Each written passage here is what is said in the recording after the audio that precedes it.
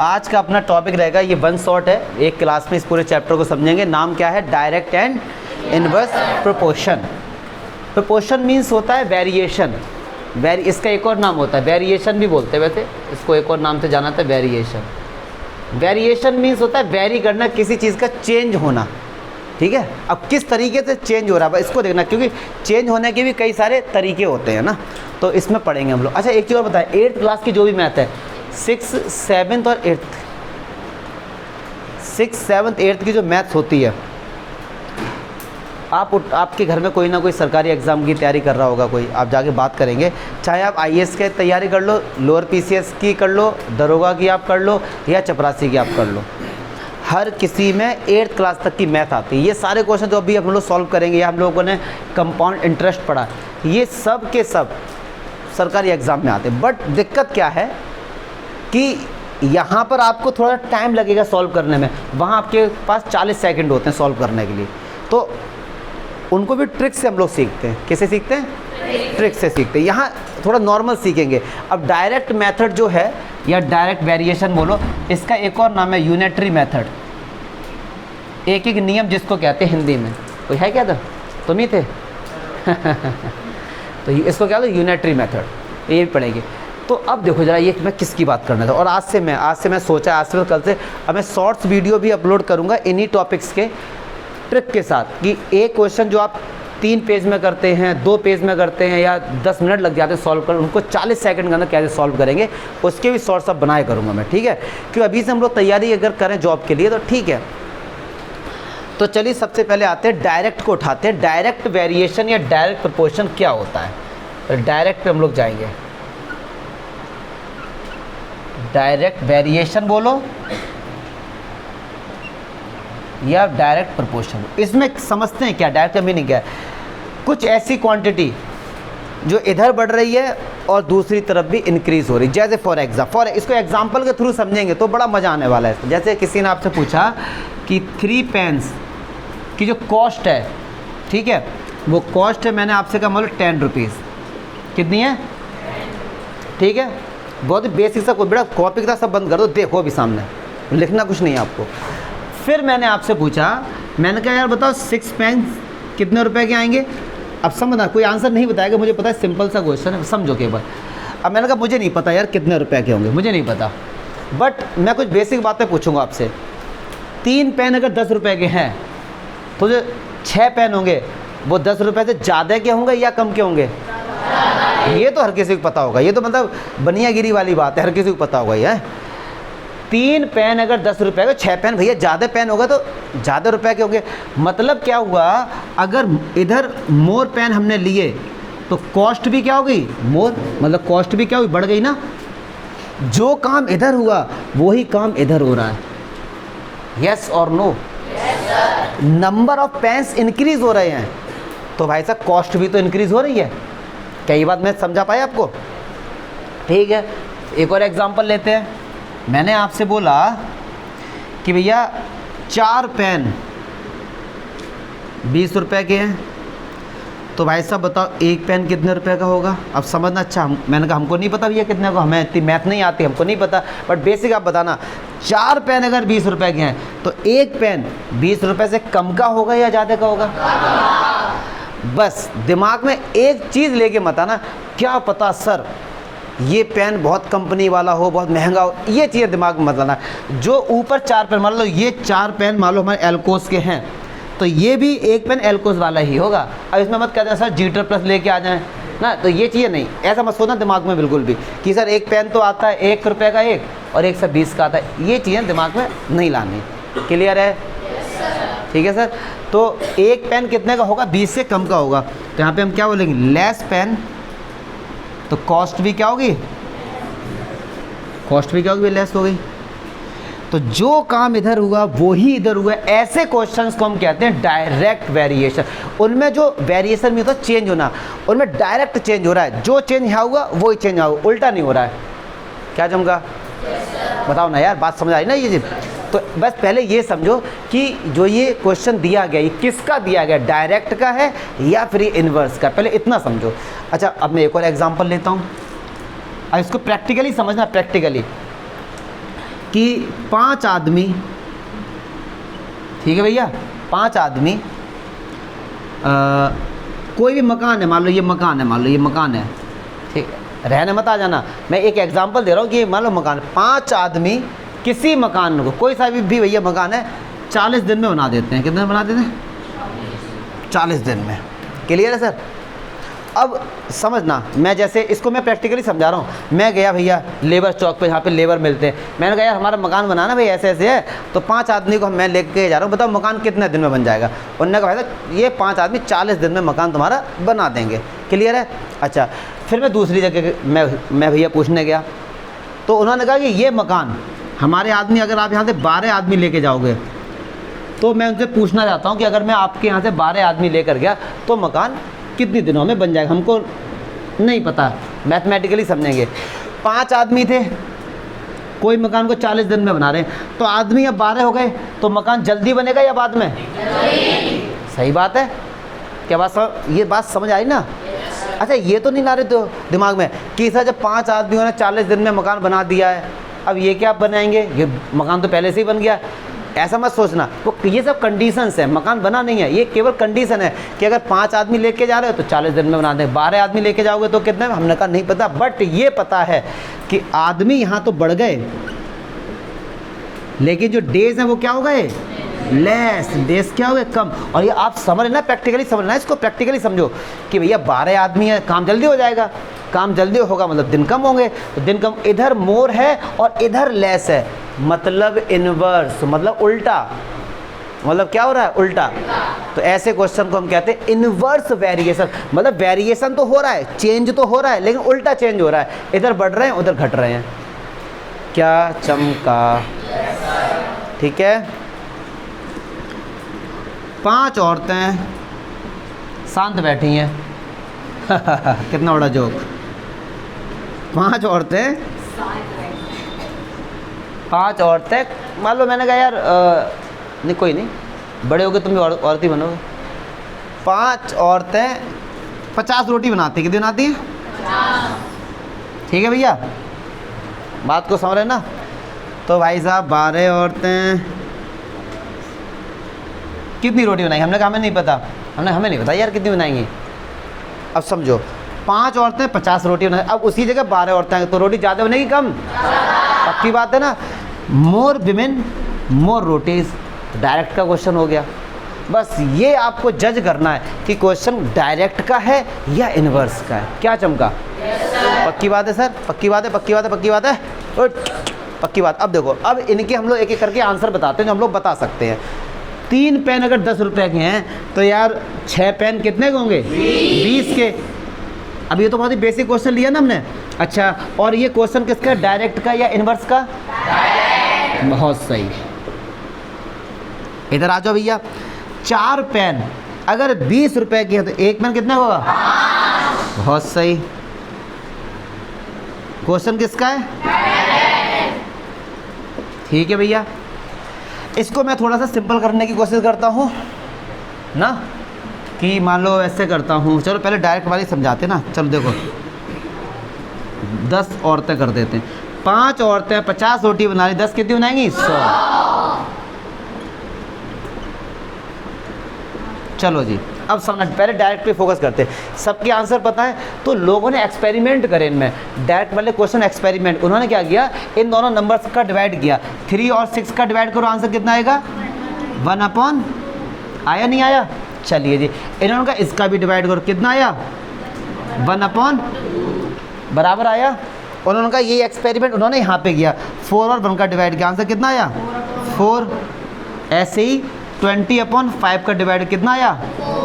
4 आया। ठीक है, ऐसे इन्होंने यहाँ पर डिवाइड किया, 5/10, आंसर कितना आया?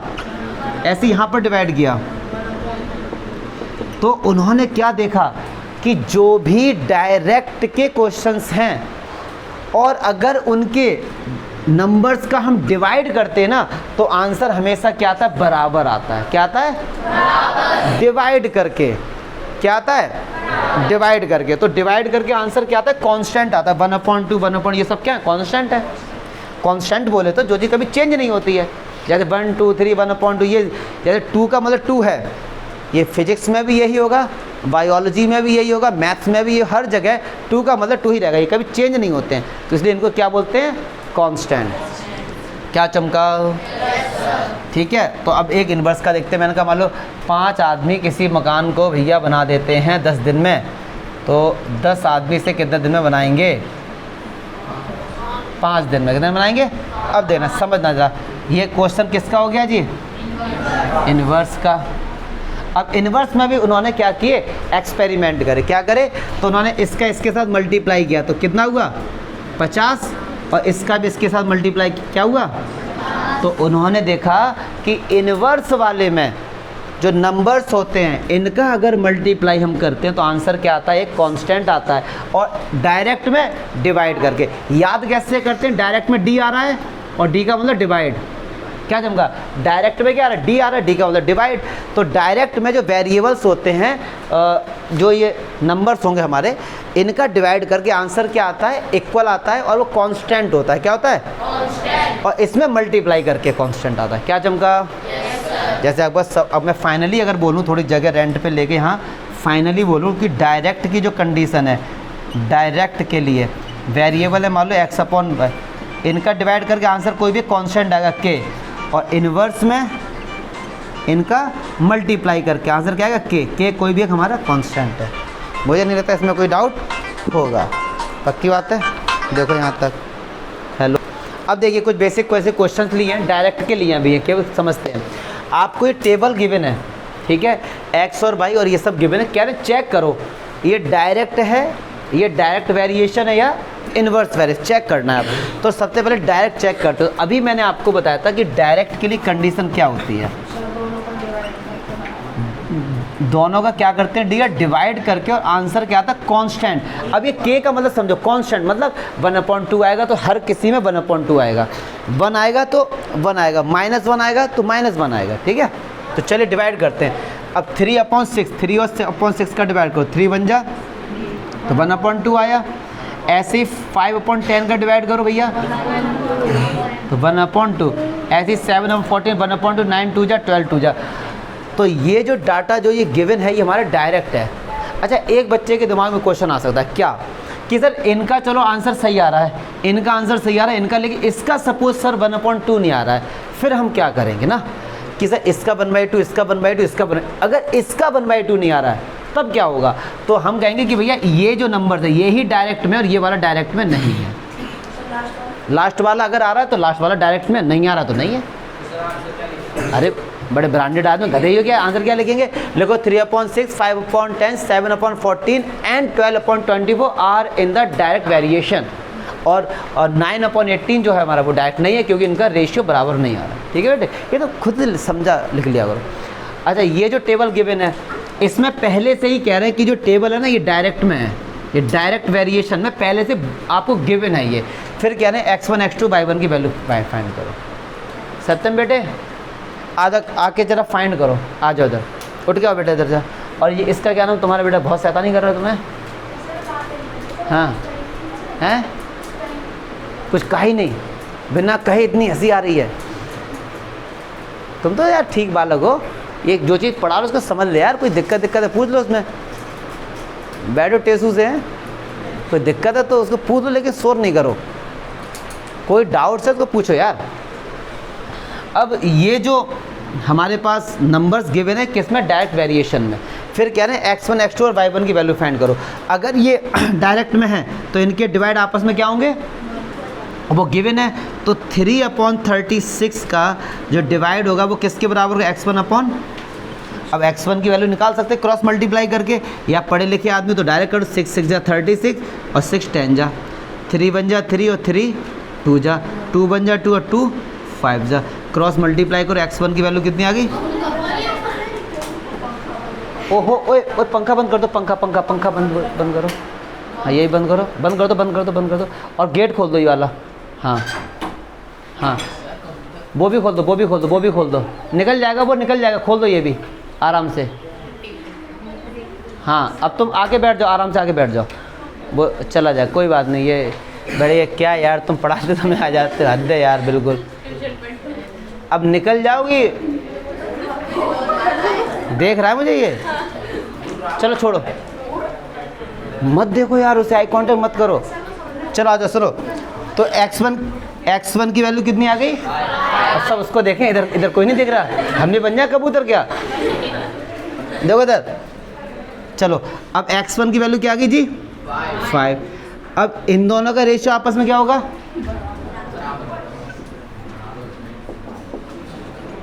ठीक है, तो बस अब इसको सॉल्व करो। 5 बन जा 5, 5 12 जा और 12 8 96।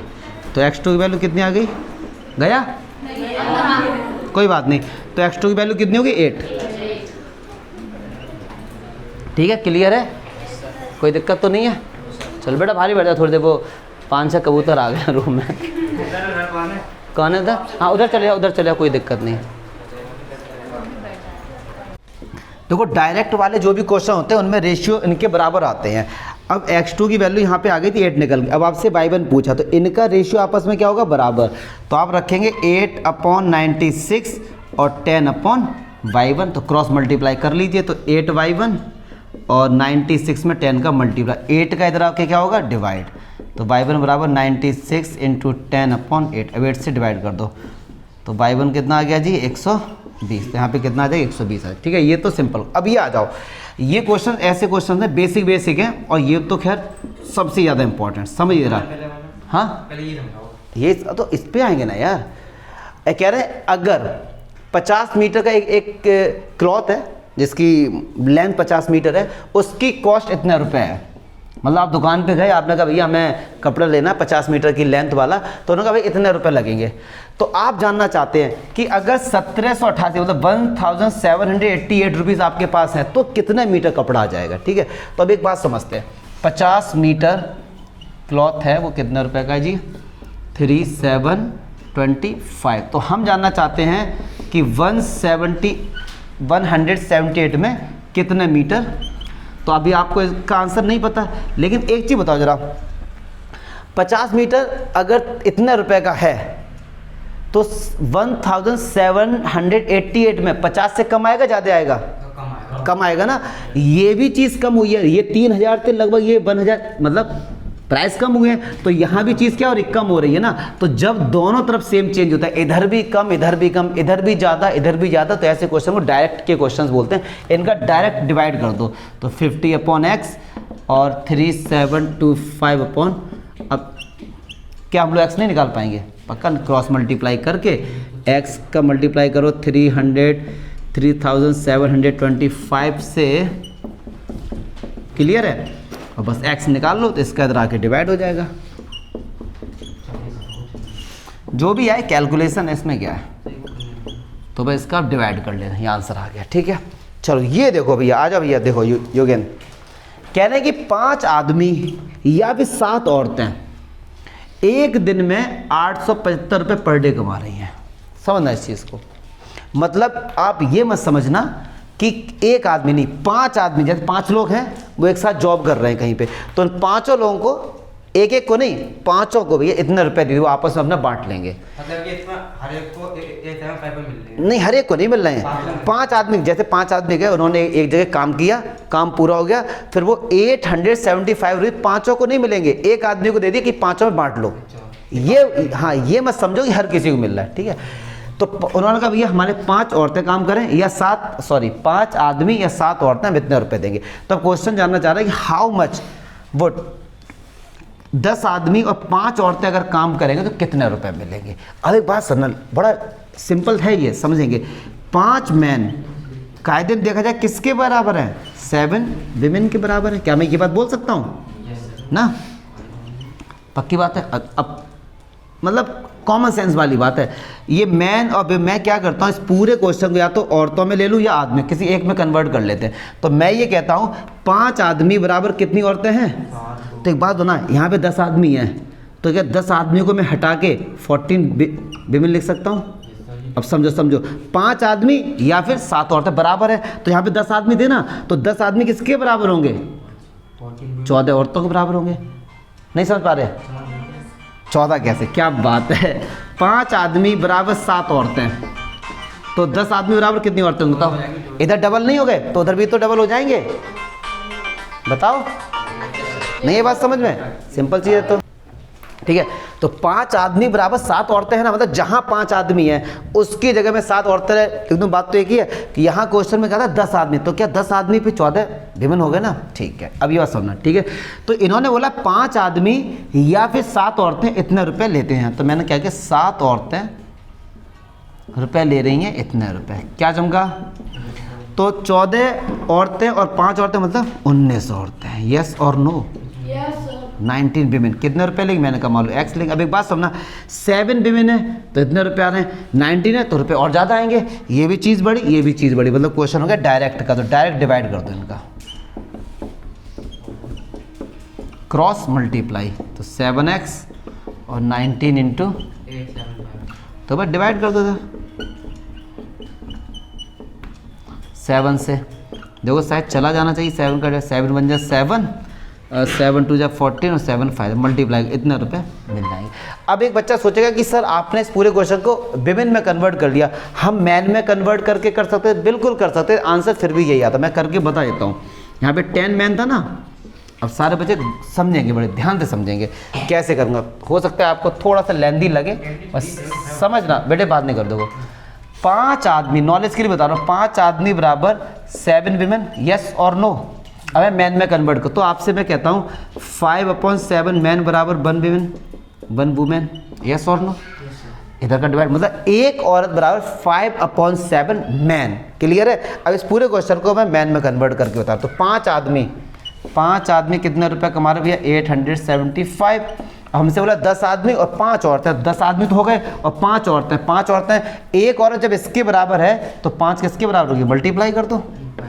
ठीक है, 10 25/7 ऐड करो 70 95/7, तो ये क्या आ जाएगा 95/7 किसके बराबर होगा, एक्स के।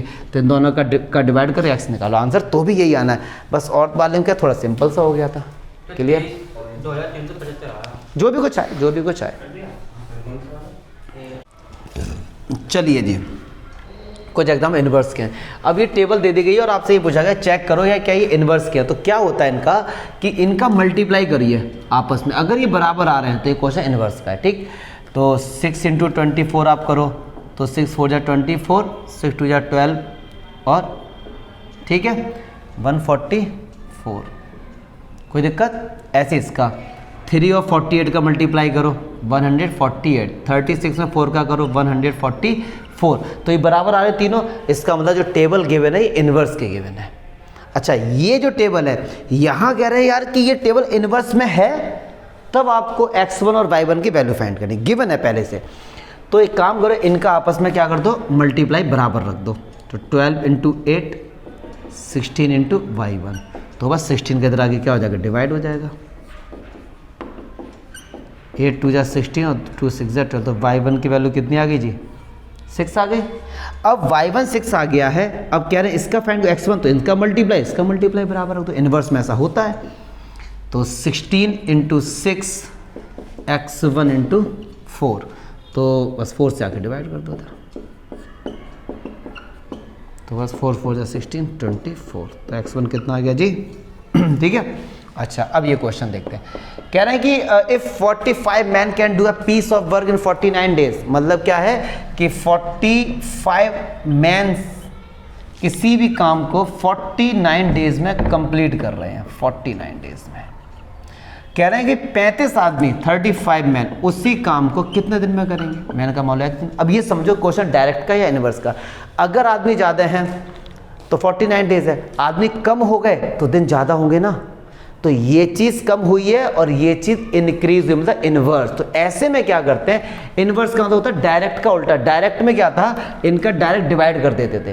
तो यहाँ पे क्या करेंगे 45/35 और इधर कर देंगे x/49।